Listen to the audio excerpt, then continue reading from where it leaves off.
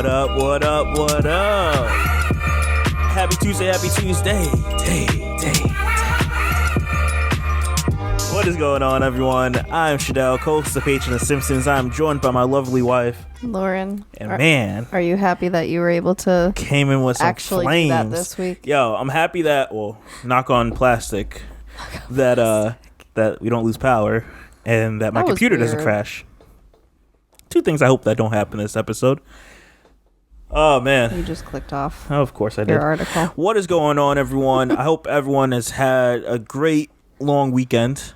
Whatever that is. If you have a job that allows you to, let me say that, because not everyone has Labor Day off. If you are working, I appreciate your service to the world that you are providing, even though it feels like it's a pain that you have to go into work. Okay. I will say my Labor Day is lighter this year, though. I only had one wedding on Saturday. It's weird. Memorial Day and Labor Day are usually like the biggest weekends of the year for weddings, and it's just, it is what it is this year. The world we're in is weird. It's weird. Speaking of that, I want to touch on something that hurt me. Not hurt me, terrified me. You probably didn't see it, which is fine. But I saw a clip on Reuters, if you go on their YouTube channel, about protesters and then you could say Trump supporters in Louisville, Kentucky. I assume this was sometime either this past Friday or Saturday. Essentially like arguing at each other, and it blows my mind that like the simplest thing of people just wanting to be treated the same. No one's looking to be any higher or lesser or whatever. Like literally, I just want the same like benefit of the doubt that I'm innocent and my life is as equal value as yours. That's it. That's as simple as it is. And it's like become this whole thing over these last especially over the last 6 months, but over this last year or so. And I'm so afraid, of there being some type of civil war between people. And it's it doesn't have to be like that. To vaguely touch on this political stuff, which it shouldn't be, at the end of the day, we want the same thing. We all want to have a family, have kids or not have kids, and just live life and enjoy it. No one's looking for their life to be harder or to be the problem in a situation. Of course, you have those bad apples no matter what race you are. But it's just wild to me that we'd rather sit here and fight with each other than figure out what the issue is and how we can resolve it. And it hurt me that I feel like it's where we're leading. And this is why I'm moving into that whole gun ownership. I'm fearful of the future. Well, you know what it is it's people who had more of a advantage all this time. Now they're feeling it. They feel like they're getting less if people get more. It's that that's what's messing with their minds, I think, is that they're not seeing it just as we want the same thing. They're seeing it as this is a threat to us. And it's funny because then they'll claim, oh, I'm not racist. Oh, I'm not, I'm for equal rights. I'm this, I'm that. Their words and their actions aren't aligning. And it's wild. And they'll use the excuse for the riots and stuff like that. Yo, the riots and the looting, that's a small portion. Oh, I saw a really good, post the other day. And it was remember when schools were integrating in 1953? Those were riots. Those weren't protests. Mm-hmm. And who was doing the riots then? Mm-hmm. White people. So, but that was for a stupid reason. Oh man, we don't want to be with these colored people. Right. Right. And now here we are upset that they still don't want us. They still want enough. They still want more. Right. Yeah. It's ridiculous. So ridiculous. And it's these are things I have to think about as we progress into our later years and thoughts of having kids and what town do we go to? Because dog, I'm gonna say this on air. There's a certain town that you're from that I'm always worried about if we ever were to have a house there and like our kids were to go to school there. Just the pride of the town, which I really feel like it's the pride of the race that's there. To be fair, I feel like I just got louder. To be fair, there's several towns around us that have the pride thing going on. I'm saying that town is known for it, though. That town is known to be like, yo, these people in this area are, like, even the people know the cops in that place are harsher. I've had my own experiences with it that I shared on this podcast before. Like, right. Well, the likelihood of us going there is probably slim. Well, so. Also because the houses are freaking Expensive. Not worth it. Well, yeah, you have to like pay $400,000 to $500,000 to get like a nice house that we want, compared to us going to like another town that's still nice and getting it, within that 300 to 400 range. It's wild. Mm-hmm. But yeah, it's I don't know. It made me sad. Like, this is the world we're in. We're sitting here fighting over people just wanting to be treated the same. And it's like, to say that America is great and everything is great in America, it's like, who's America? Because clearly we're not talking about the same thing, and people seem to be okay with that. But yeah, I hear you. I had to share that because it made me sad. As a side note, he's wearing his Ambition shirt again. Oh, shoot. Thanks for reminding me. Yo, guys, I'm sorry. We forgot to do our little ad. So, yeah, if you're watching the video version of this podcast, shout out to you. If you're watching the audio version, shout out to you, too. If you don't know this, and I'm surprised because we said it a lot throughout this podcast, but if you are a new listener, we do have an Etsy shop that we create our own clothing. A whole lot of designs, a lot of fall stuff coming out, Halloween related things, stuff like that coming down the pipeline. But currently I'm rocking my Ambition shirt. I also was wearing this last episode. You know what's funny about that, since you said that? My mom growing up used to always say, and I do it to this day because I really don't care, she used to say, stop wearing the same clothes because they're going to mark you in it. And I'm like, I always feel like that's a race thing. It's like, man, look at this black kid wearing the same clothes. Like, he doesn't have anything else to wear. I still just rock the same stuff. Yeah, my parents didn't say that, but they would. It was more so like, why do you have this much clothes if you're only gonna wear this amount?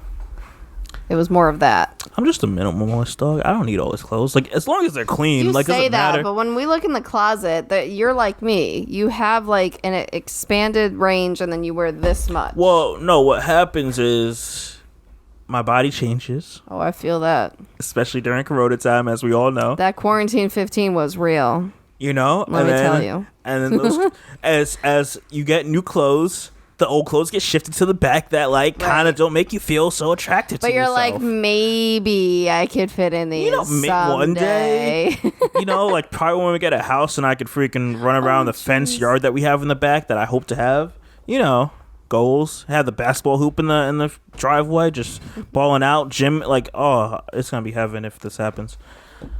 I feel like I always have a range of clothes of like from too tight to too loose because I've always fluctuated weight. So I've done where I've gotten rid of them in the past, but then my weight fluctuates again and now I regret it and now I have to get clothes again because it goes up and down. Yeah. So if you guys don't want to have that issue and want to always have cool, dope clothing that is one of a kind, check out our Etsy shop, Good Feeling Apparel. Link is in the description. Yeah, a lot of great clothing. We plan on actually putting some stuff on a discount. Is what we were thinking. So that's probably gonna come up soon. A little silly sale. So yeah, check it out. A lot of great stuff. We've been doing really well. One of my friends just asked me that. I'm like, yeah, we're doing like really well. I was not really expecting. We're at like what, 20 sales now? Maybe something like that. Something like that. I wasn't really expecting it to like be that fast, but like it's doing well. We get a good amount of sales like every month. Now we're in September, so just rolling through that. Like it's not bad. Anything else before we hop into the main or one of the stories? Nope. This episode. All right. Yeah, 20 sales. Cool. How much? 20. Not bad. Not bad for being open for like 2 months and a few days, or maybe not even. All right, guys. So I want to talk about this topic. So Dr. Dre is getting a divorce from his wife. They're no longer together, of course, and she explains why she needs $2 million in monthly spousal support. Yeah, I saw this. It's ridiculous. Now, if you look up other things, other like celebrities that recently have been like divorced and stuff like that, like normally they ask for like $100 million or Do you mean 100,000? no, $100 million. Oh, jeez. Oh my God. Wait, am I wrong? Oh, yeah, 100,000. You're right. I just realized. Yeah, I'm thinking about 100 million. 161 million. They ask for like something that's not 1,000. God damn. 1,000. 100,000. Because you're talking about monthly, right? Yeah. Yes. 1,000. 100,000. Yeah, his wife wants $2 million. Normally, you're seeing people give their exes like 60,000, 100,000, like something. Even though I'm kind of conflicted on that whole giving your spouse something, but that's just my thing. We're gonna have opposing views on this. So let me pull this up here. So this is a breakdown. I'm not sure how true this is. Where is this? Of course, when you really want this, it does not even pull up the Twitter feeds for you to see what it was. Oh, pre-production. I'm gonna hurt you. He said it here. Do you have this? Oh, wait, there we go. Now the Twitter stuff is popping up for me. Because my didn't come up at all. So, Miss Nicole Young, because she will no longer be a Mrs., she wants $1,936,399. No, I know. I saw this breakdown. It's ridiculous. You can round it to $2 million. So the breakdown is laundry and cleaning, which is $10,000 a month. So I'm assuming she probably has someone does her laundry, probably has someone come in and do for cleaning. But like, god damn, I could see that. I mean, if it's a massive house, I can see that. I'll give you your 10 mil, clean the house. I can see that. Okay.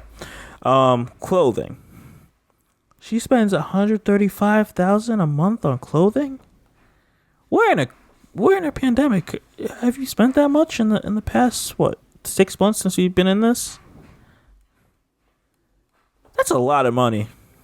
Why do you even need to do laundry? I feel like you just get new clothes. Pretty much.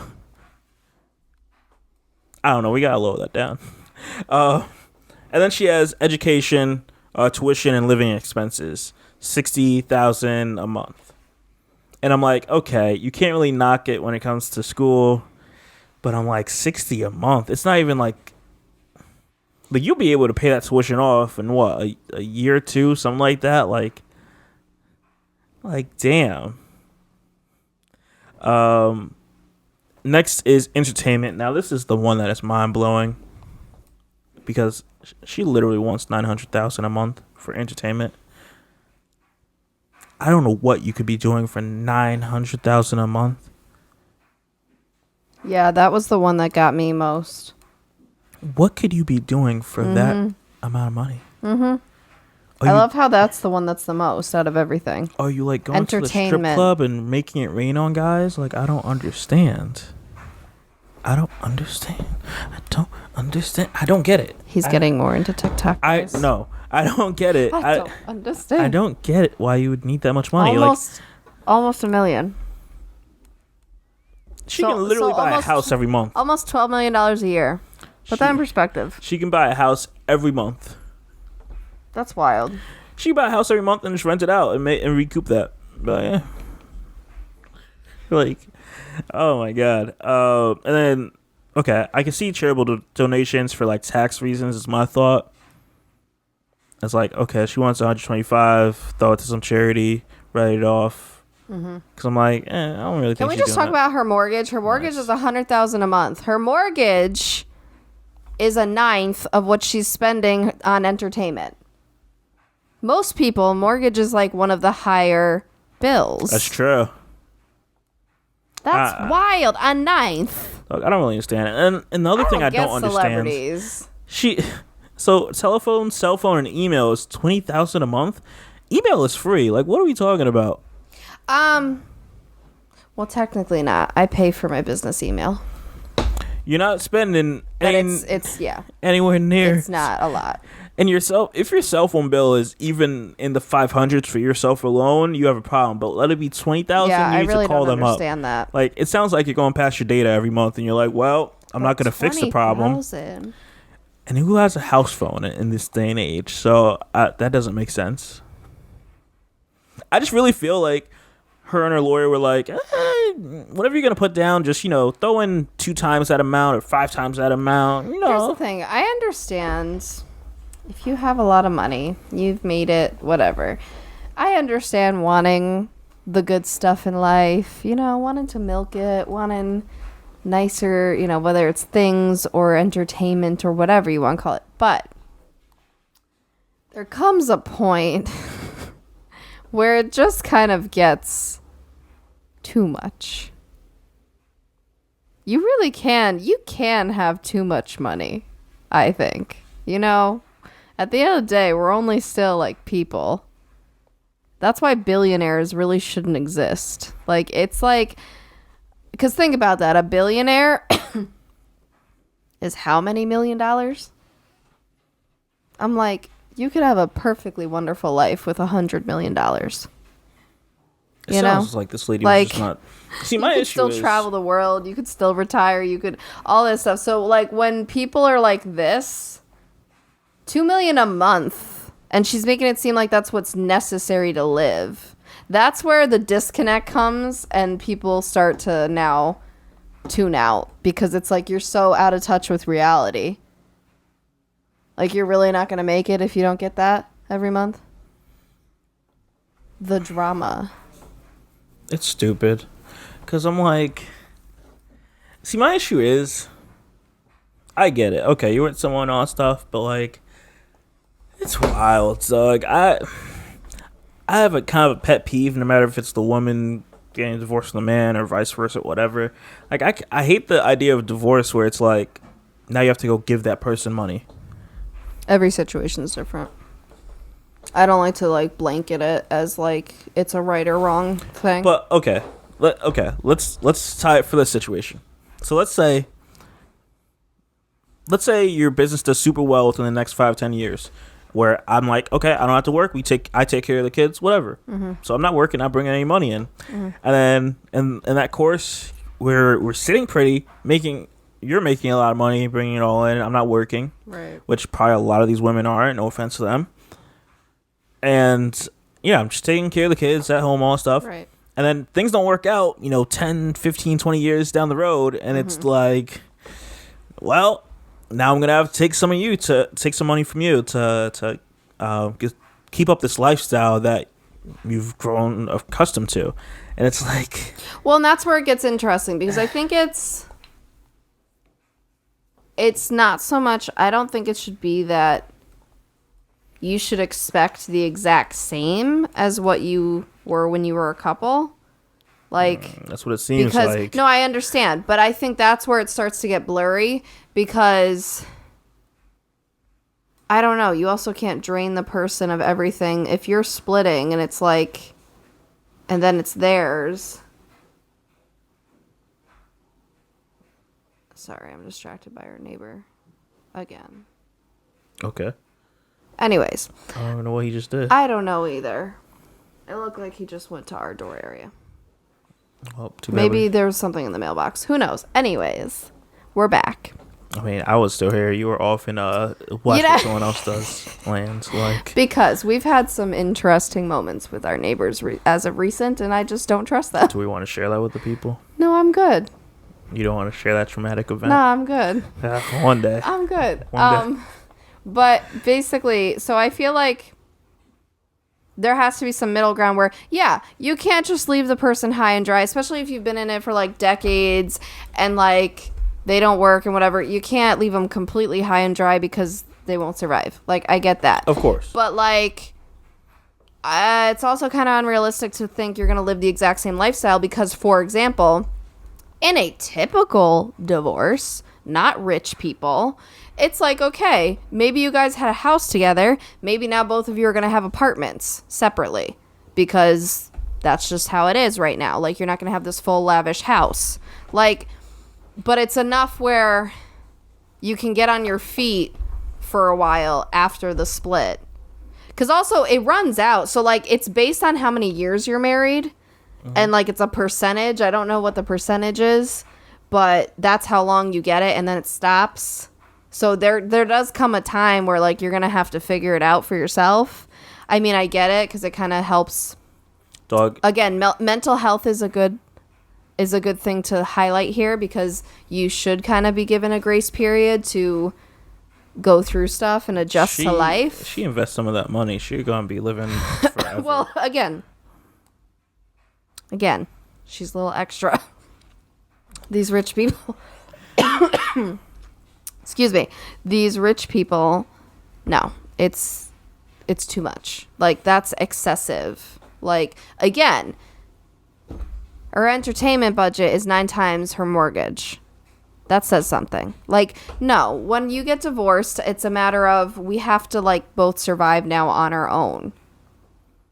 And that's that looks very different for an average couple than it does for a rich couple.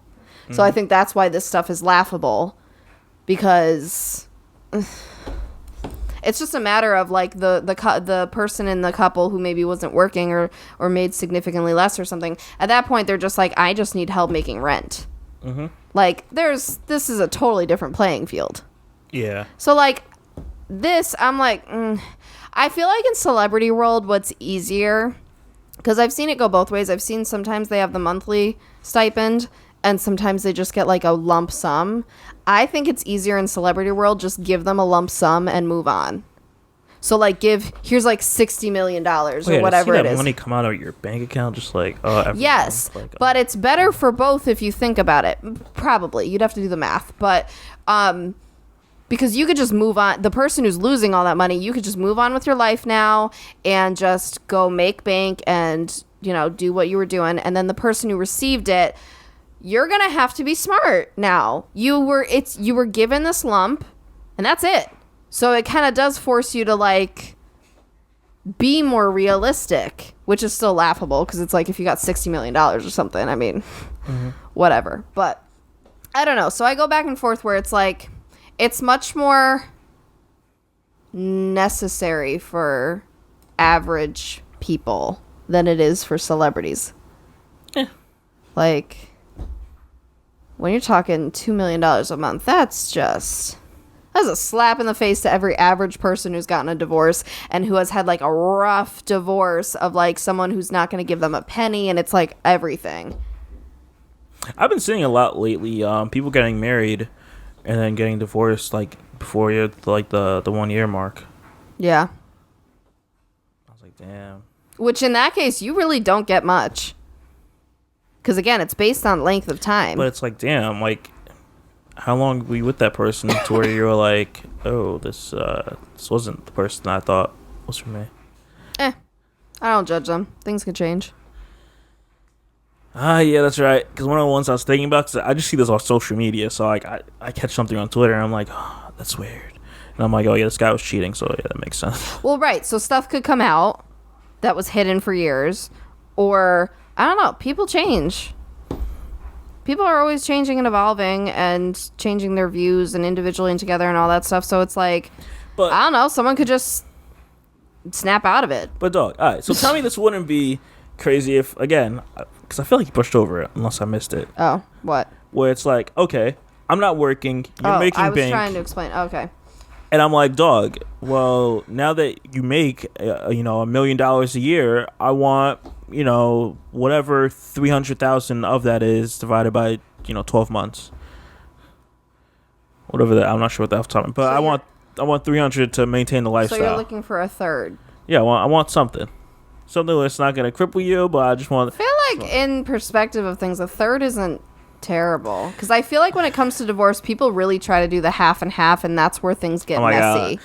But here, which is wild because also my issue is like when it comes to like those type of divorces where it's half and half, it's like you weren't, unless you're like really hardcore like with that person all the time, putting in the same amount of effort into it, then you don't have a right to say it. Like I don't know what his wife does, if she works, doesn't work, so can't really speak on her side, but like Dr. Dre has been working literally for 20, 30 years now, has done many albums, tours, movies, like Right.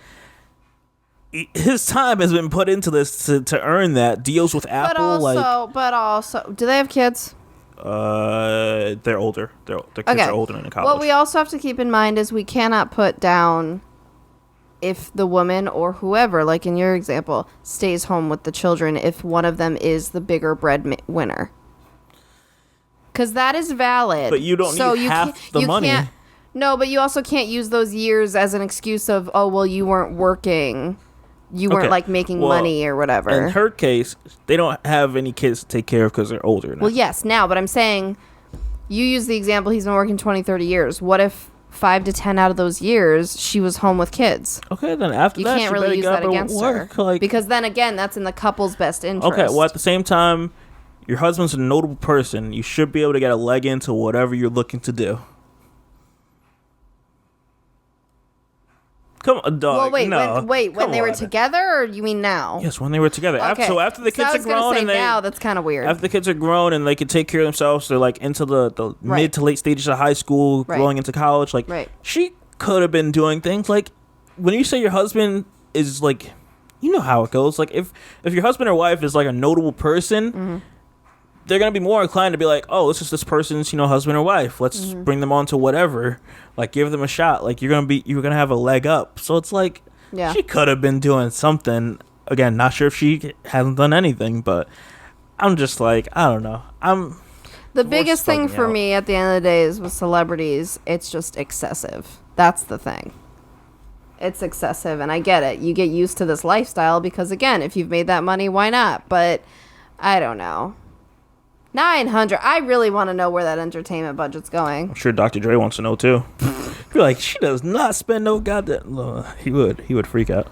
In regards to what you were asking me, I don't know. Again, like I said, the third is kind of more realistic. I feel like. Sounds good. Now I know what to. Don't get any ideas. Now I know what to negotiate when you make it big. All right. Yeah. What if it goes the other way? Trust me. What if you big ballin'? I'm gonna stay broke my whole life. That's not comforting. I always said when I was a kid, I just as long as I have a golden box, that's all I need. Does that box have heat at least? The winter months get cold. I mean, yeah, my feet. It'll be a Flintstone box. Yeah, but do. Okay.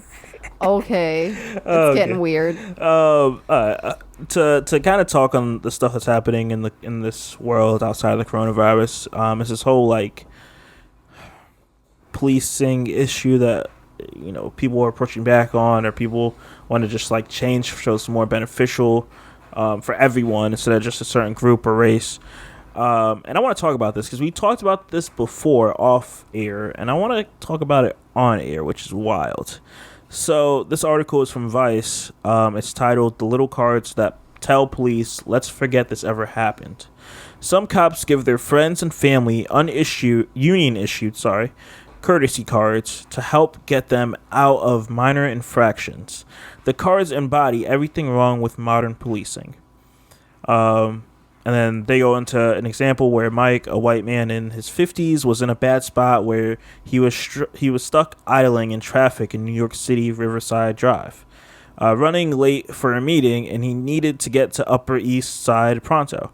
Hopping on the shoulder to the bypass other cars wasn't the right thing to do, he told Vice, but he seen other people get away with it before, so Mike...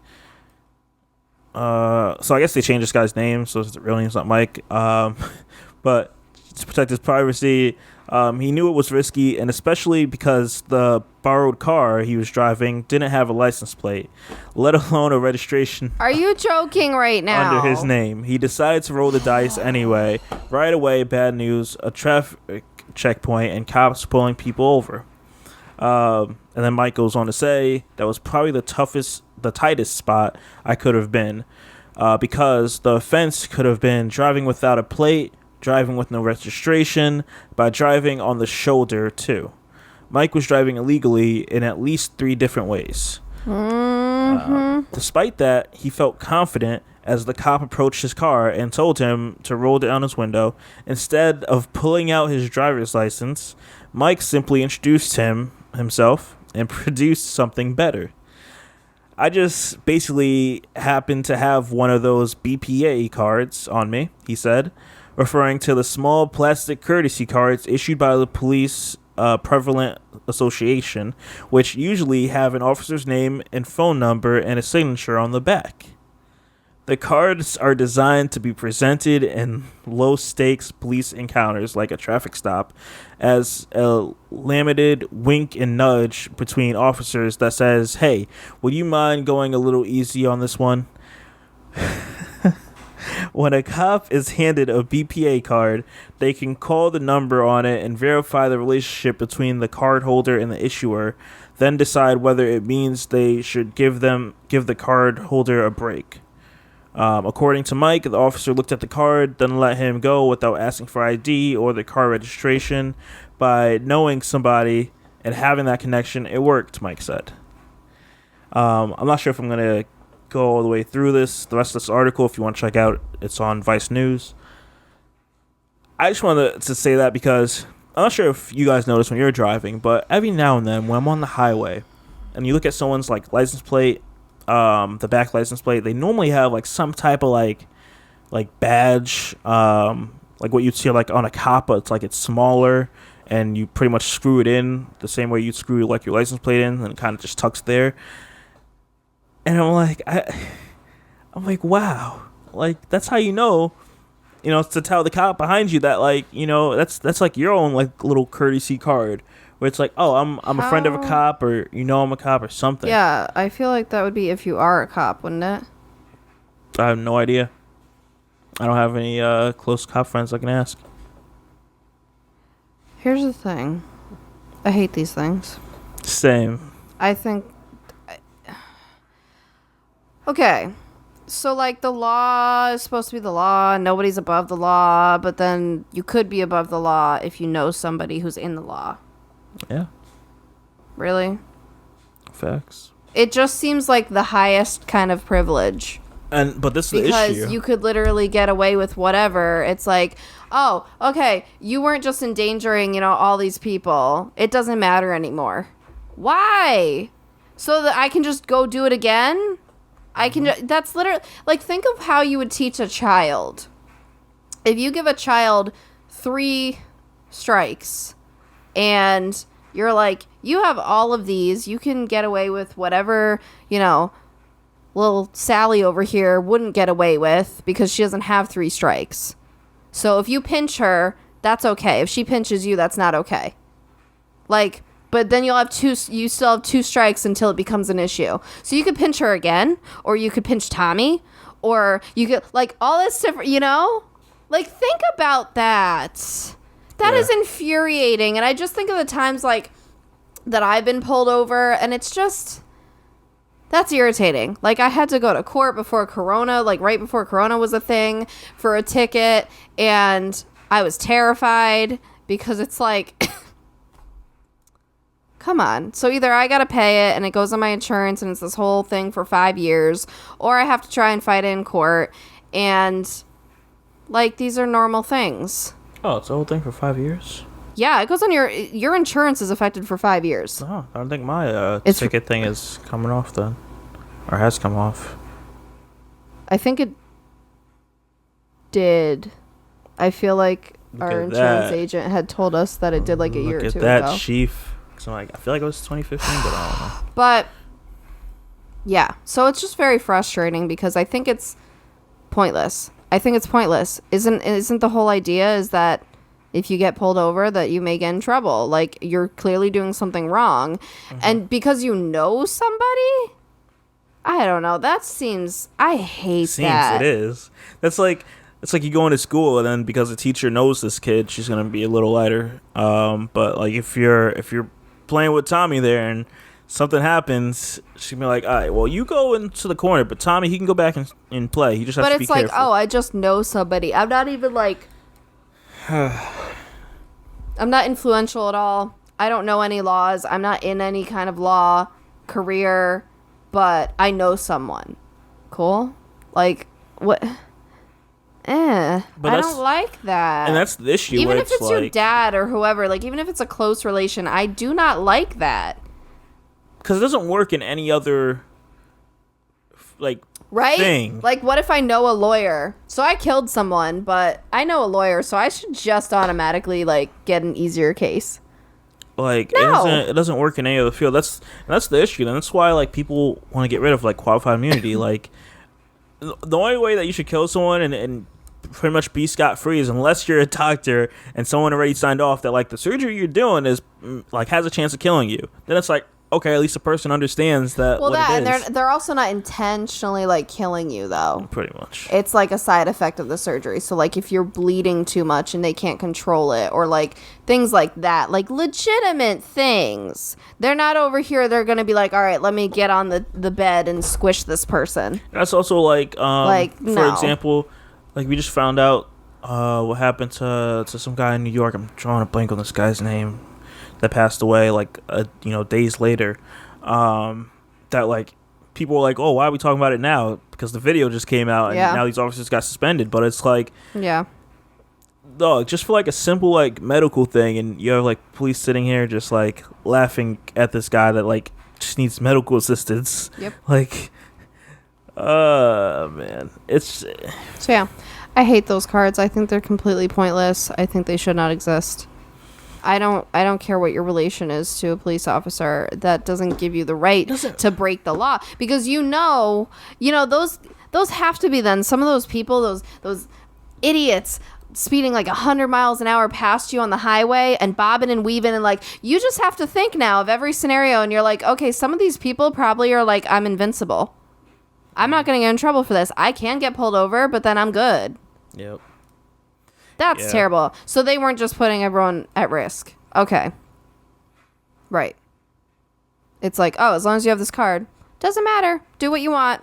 Yeah, the laws are there. Maybe you should kind of follow them. But, like, if you don't feel like it one day, it's not the end of the world. It's ridiculous because it's like I can't walk up in Target just because I know someone and want to buy a new TV and be like, I know you. Can I get this free? Right. Like, oh, I know someone that works here. Can I get this, for a discount? Like, it doesn't work like that. But it works in the law. As soon as your friend has a small business, it works that way, though. Friend or family member. And they're like, you got that friends and family discount? Nope. Boo. That's a no. If anything, I got an increase for you. But yeah, I had to talk about this because I'm just like, I've heard of it. I've never seen it. And if I ever bump into one of my, my friends that are cops that, like, I'm not super close to, but if I see them, it's like, hey, what's up? I'm kind of curious to like ask them that question. That'd be interesting to know what, like, if they would tell me or not tell me. I'm kind of curious, cause it's not right. Man, I have found out who like real family and friends are through having a small business. Cause I've had several who like they just fully support, no questions asked, no discount, no nothing. Like they're just gonna like do it because they know that that's how you support a friend in business. And then you just all these like people who you're like kind of friends with. It's more that it's like the people you're like, kind of friends with, but also like you're not best friends with. And you're just like, get out of here. Yeah. I don't like that. Especially in Corona times, people really have the nerve to ask for discounts right now. Don't do it. That is so tacky. Anyways, moving on. So the next topic I want to touch on here is John Boyega. As you know, probably one of the main black people in Star Wars. He came out. He did an interview with GQ, and I want to touch on this briefly. We're not fans at all on Star Wars. Nope. But I just want to talk about what he says about his experience working on this. And it's funny because I saw a video probably maybe 6 to 8 months ago about how the Star Wars, like the posters that they normally show on like movie theaters and on stuff like that, like they have, if you were to look it up, the one with John Boyega on the cover, like he's off to like the side, like they have someone in the middle who's one of the main characters, someone on the other side who's another main character, and then John Boyega, another main character on the other side of them. And I think for like the Chinese version, they made him like, instead of him being like an equal, they pretty much made him be like small and like off to like like the corner, like one of the other smaller characters for like other countries. And I'm just like, that's pretty suspect there, Disney. So John Boyega says, I'm the only cast member whose experience of Star Wars was based on their race. Which is very true, because everyone was just like, oh man, it's a black guy in Star Wars now. Like, when does that happen? Like, I don't really know Star Wars that well to say. Like, would you know this about Samuel L. Jackson? Was he in like past ones? I don't know. I only saw like 2, I think. Because I feel like he was in the cartoon one. I don't know. But I'm not sure. I don't think he was in the actual, like, the real ones. I don't think so. See, yeah, I feel like this topic is more of like we were Star Wars fans. We would have more to say. Of course. But I just thought it was interesting. I'm trying to find where he talked, because he did a whole interview with GQ, and this was interesting. Also, I had no idea this guy was British. There's a lot of people that do the American accent when they're not. Who did I just find out that was also British too? Like, damn. Yeah, what would happen? We just saw Power. What would happen if you find out Tariq was actually British? He had this little polite little accent. Right? Do you hate me now?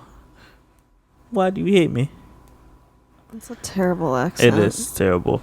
Don't be a voice actor. So John Boyega, essentially, he feels that Disney marketed a black character as important and then pushed him to the side. I'm trying to get into details as to. This feels like a underprepared topic. I tried so much to study on it. It wasn't underprepared. I feel it called me out.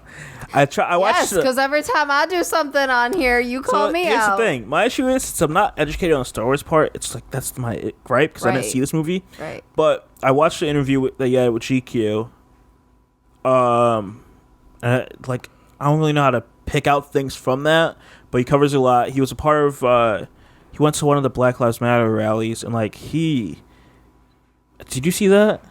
You probably didn't. But like, he went to the rally. I'm like, why am I asking you? And like, dog, he was like tearing up. And I think I may have used him for a cover art in one of the last couple episodes in the last few months. And like, he was explaining in the interview, he just felt like this like immense like feeling of like having all these like black people around you and just being like, I don't know, it just being like a powerful like movement. And like at that moment, he did not care about what happened to his career or what could happen to his career. It's just like, this is an issue. He touches on Hollywood, and we've heard this from like Michael B. Jordan to Chadwick RIP. To like a lot of these black actors that are just like, who was it? Who was in that movie we just saw on Netflix? It was like Fatal Affairs. Shoot. J. Cole shouts her out in a music song there. Nia Long, there we go. Nia Long was like, she wants to see more. I thought we were thinking of a guy. No, I don't care about Omar Epps. Oh, okay. Well, I thought you were trying to come. Nah, okay. Nia Long, because Nia Long was in an interview and she was like, she wants to see more black people, and so it's like he's speaking more to that part of it, where it's like there needs to be more diversity into the room and area, and I kind of wonder if we're gonna see like I'm kind of curious to know like Tyler Perry sets, like what do those look like for someone that like has his own compound now of multiple places for you to shoot. Like, is that a diverse like area? Like for someone that's like for these people that are growing their wealth that are people of color that like I want to see a change. Are you putting your money where your mouth is? I guess is what I'm trying to get at. I feel like he would. I can see it with Tyler Perry. Didn't he just hit like $1 billion or something like that? He just hit some goal. Like his worth? Yeah, he just hit some goal. I feel like recently I just saw. Sheesh. But that's the thing. Like I just man, and I do feel like even though I'm not big on Star Wars, I did feel like Disney was using this as like a little. We got a black person now, to kind of get like another audience in. Like what? Again, I don't know. I have no knowledge of how they used him or anything, so I can't really say much, but I don't know.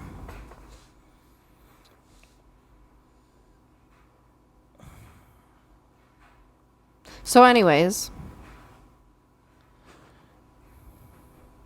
probably move on to the next topic. This one seems a little dry.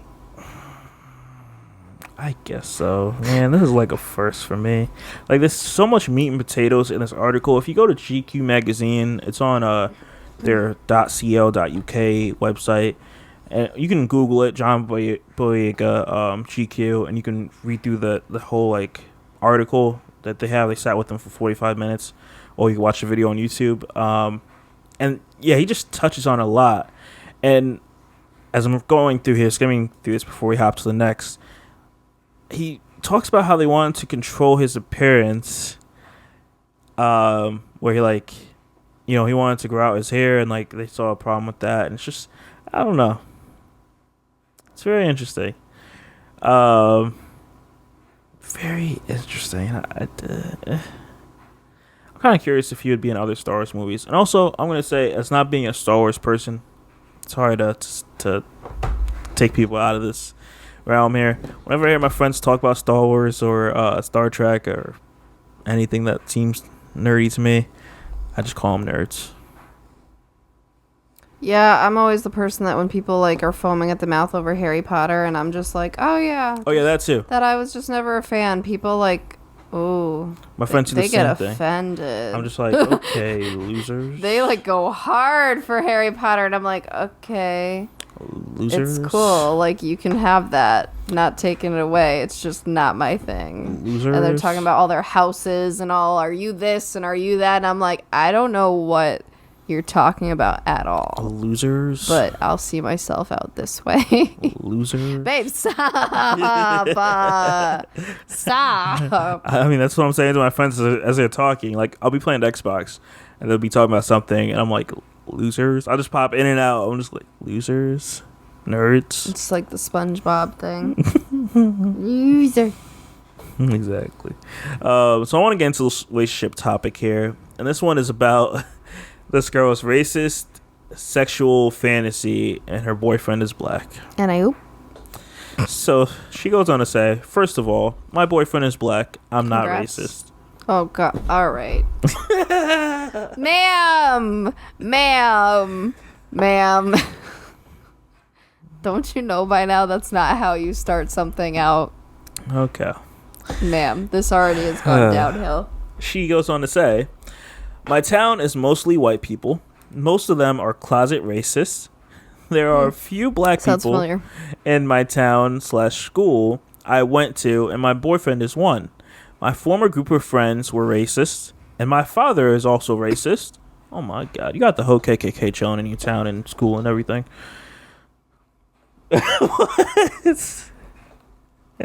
Oh boy.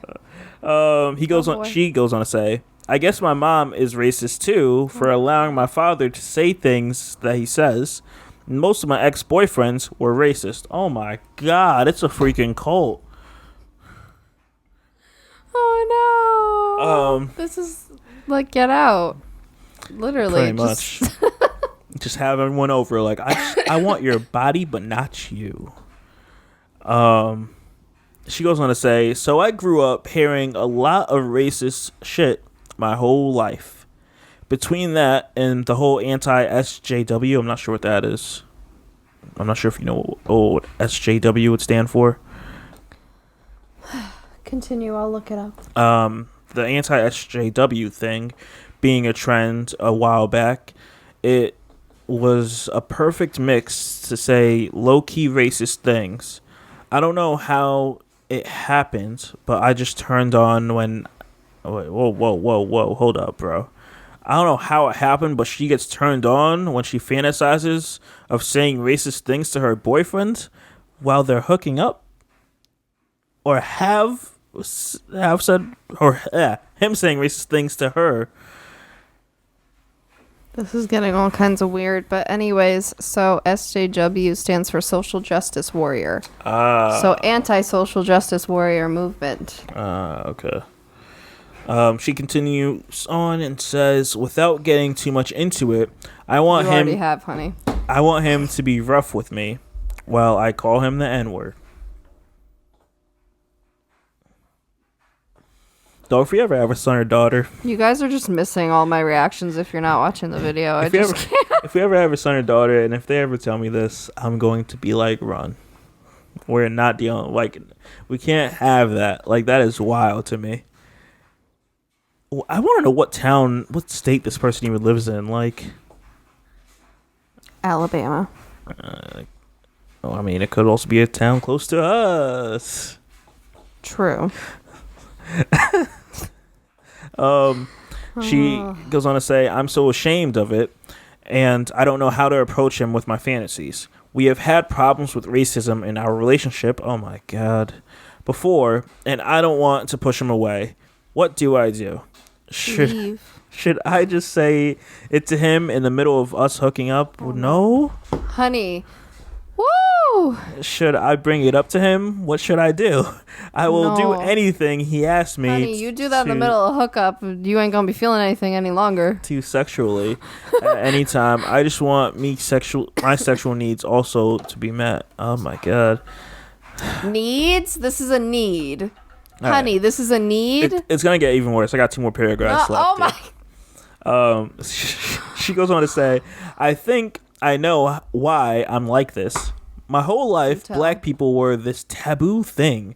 I was to never be around them, watch them on TV, or take their side no matter what. Them more. That's not really how it seems. She goes on to say, my dad talked so much about black people. Oh my god, black people.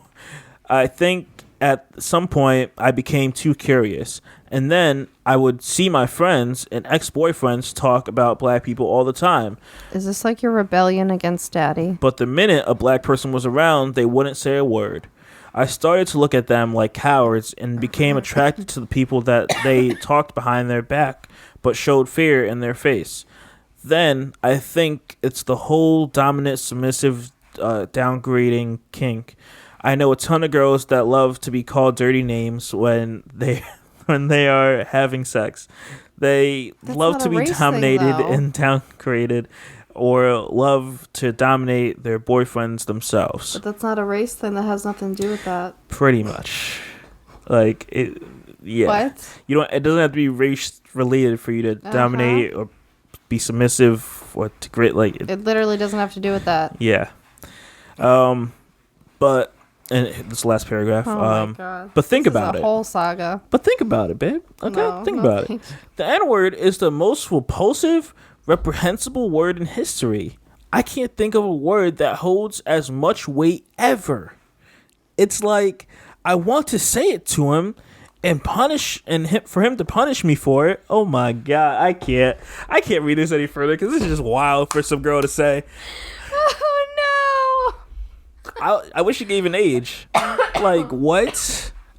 Just a heads up. It's pretty obvious. I only read like probably the first 2 paragraphs of this, and then after that I'm like, oh, it's just juicy. And then after reading this, I'm like, oh shoot.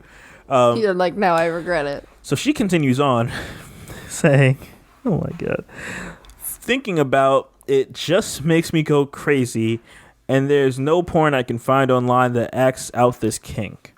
I think watching it would help my urges, but there's no content for me to watch. That's actually kind of surprising. I feel like there's some terrible content out there. I don't know. I feel like something is wrong with me, and I'm ashamed of the way I feel, but I still think it would be healthy if I could act out my sexual desires. How do I ask him to act out my sexual fantasies with me? You don't leave. Bye. That's it.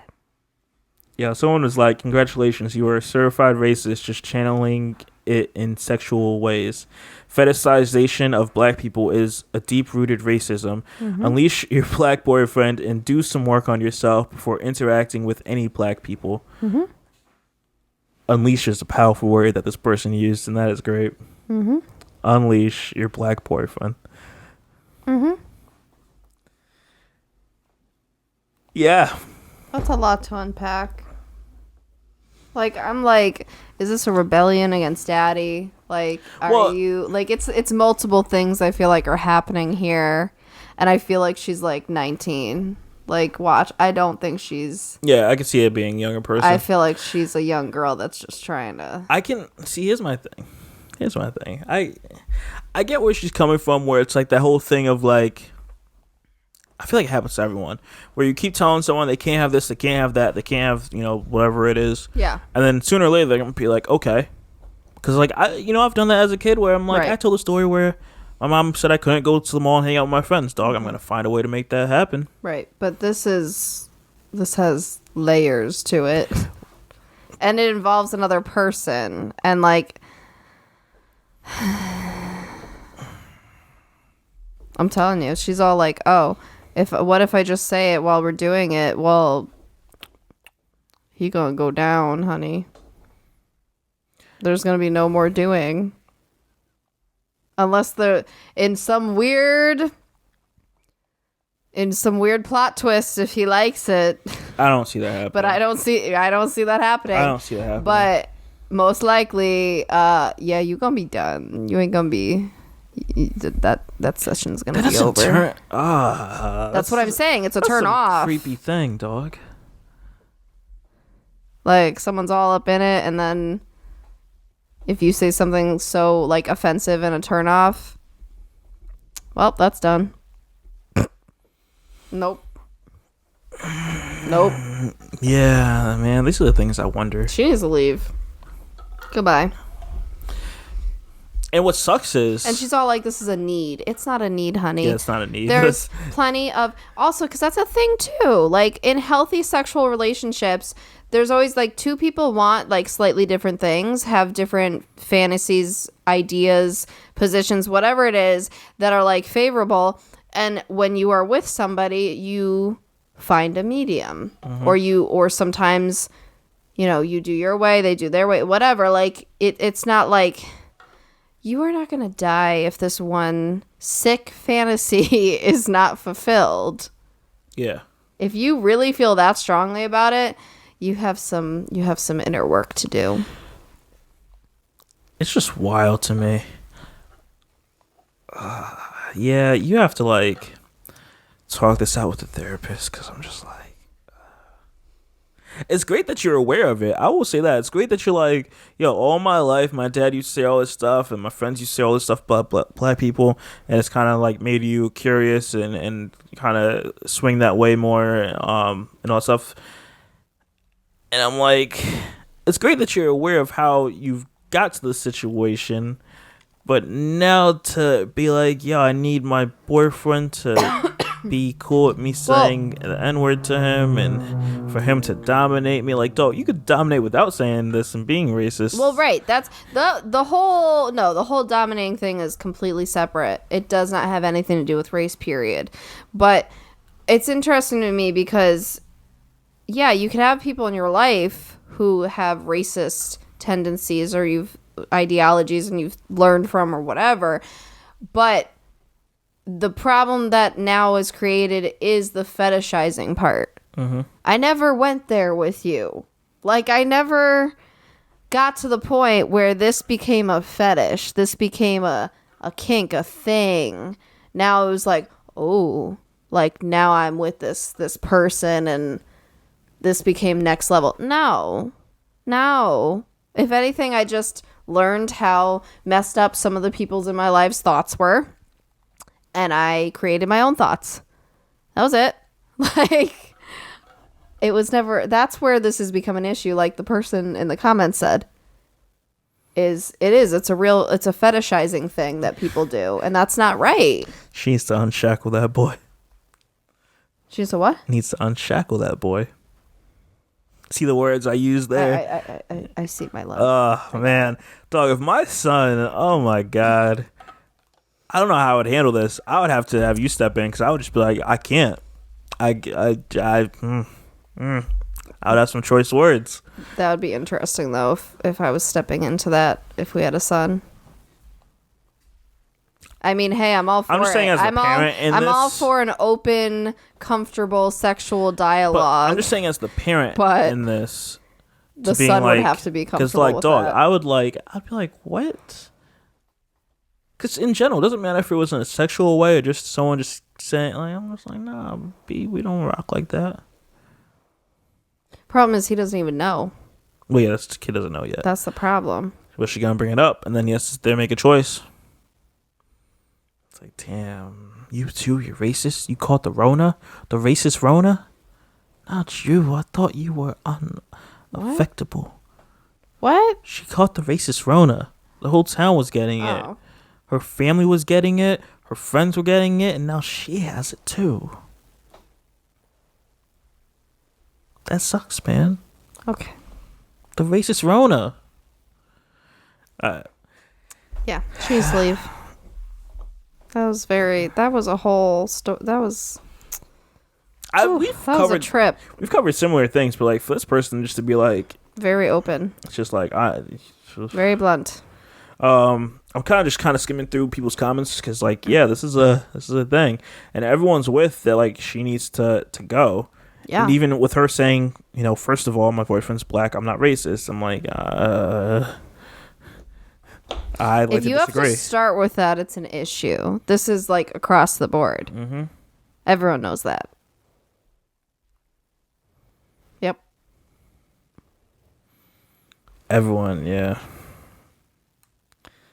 This girl did not even like reply back. She was just like, oh God. Someone's like, I'm black. Leave this man alone. I'm not racist. Sure, Jan. No, I'm just picturing that gif.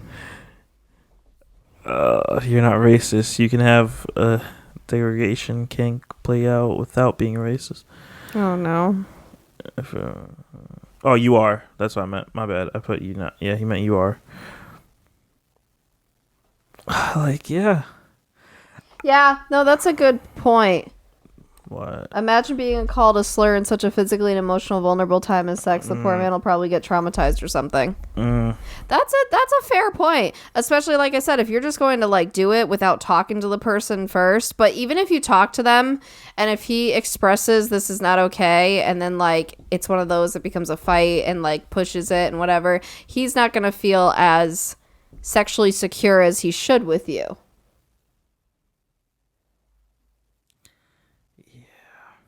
Because that is, it's you have to be very comfortable with the person. I feel like I've said this before, but yeah, have you ever said that and we were like getting down? I'd freeze up. Like, did you really say that? Well, that's what I'm saying. Sexy time would be over. It's not a turn on. I mean, okay, it's the equivalent of like, you know, there's certain words that I wouldn't like you to call me because that's not my thing. Yeah. And it's the same thing that if you just chose to one day, I'd be like I would not be into it anymore. Oh, like, so this girl replied. This is probably the only comment she would ever replied to. And she's like, I understand how it could be portrayed that black men are just fetish to me. But that's just not the truth. I honestly wasn't even attracted to black men until I started dating my boyfriend. Well, I think I have always been attracted to black men, but this person's so confused. But I just started to notice it when we dated. I'm already the butt of his family and his friends' jokes in a nice way. Okay, we all joke with each other. Okay. Honey, I think they just see through you. I hate to tell you, but they probably just see through you. And they probably don't like that you're together. They just think you're here for the season. It's probably like passive aggressive jokes. You know what I mean? Yeah. That's what that sounds like. Sounds like you just hit it there for the season. What? I'm just over this girl. Okay. I think we're good, right? Where are we at with time? Yeah, we're good. I think it's time to tap this bad boy out. On that note. Anything else you want to say on this topic? No. That's a firm no. I'm good. This is gross. I feel not so great talking about it. Okay. Well, guys, we're going to wrap this bad boy up. As always, if you'd like to see some dope shirts, some great shirts that we have created, please check out our Etsy shop. Good and Feeling coffee mugs Apparel. and face masks and stuff. Yeah, a bunch of other stuff. And yeah, as always, if you want to share your thoughts, views, opinions, anything like that, you can send us a voice message on anchor.fm, link in the description, or you can send us, a long text paragraph or even a simple sentence and PagingTheSimpsons@gmail.com. That's about it. With that being said, if you have made it to the end, I appreciate you. Thank you for rocking with us to the very end. And we will see you guys on the next episode. Once again, because I almost forgot this. Yep. I'm Shadell, co-host of Paging the Simpsons. I'm joined by my lovely wife, Lauren, who's watching to make sure you do the outro. and we will see you guys next week. Bye. Peace out.